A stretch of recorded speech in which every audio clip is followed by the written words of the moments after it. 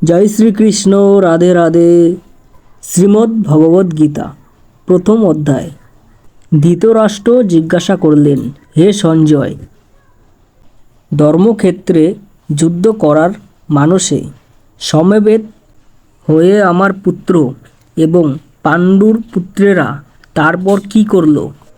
সঞ্জয় বললেন, হে রাজন, পাণ্ডবদের সৈন্যসজ্জা দর্শন করে রাজা দুর্যোধন দ্রোণাচার্যের কাছে গিয়ে বললেন, হে আচার্য, পাণ্ডবদের মহান সৈন্যবল দর্শন করুন, যা আপনার অত্যন্ত বুদ্ধিমান শিষ্য দ্রৌপদের পুত্র অত্যন্ত দক্ষতার সঙ্গে ব্যূহের আকারে রচনা করেছেন।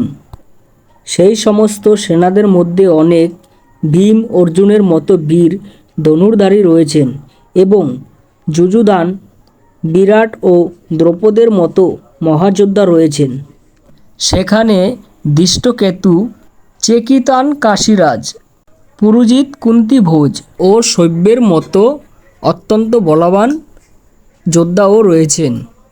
সেখানে রয়েছেন অত্যন্ত বলবান যুধামন্যু, প্রবল পরাক্রমশালী উত্তম মৌজা, সুভদ্রার পুত্র এবং দ্রৌপদীর পুত্রগণ। এইসব যোদ্ধারা সকলেই একজন মহারথী।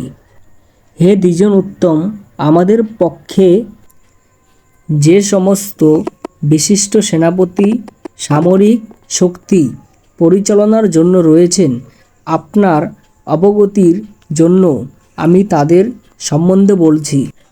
সেখানে রয়েছেন আপনার মতোই ব্যক্তিত্বশালী ভীম, কর্ণ, কৃপা, অশ্বত্থামা, বিকর্ণ ও সোমদত্তের পুত্র ভূরিশ্রবা, যারা সর্বদা সংগ্রামে বিজয়ী হয়ে থাকেন।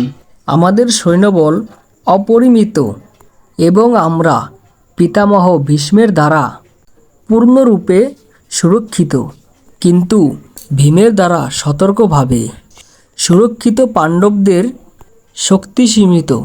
জয় শ্রীকৃষ্ণ। রাধে রাধে।